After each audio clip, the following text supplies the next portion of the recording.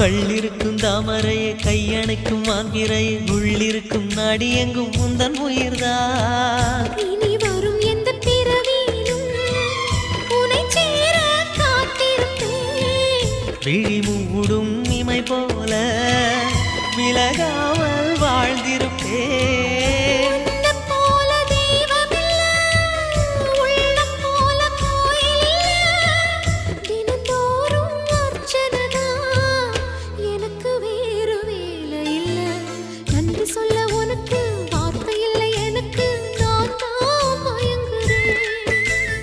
என்னுடைய மனச தந்து விட்ட பிறகும் ஏம்மா கலங்குற?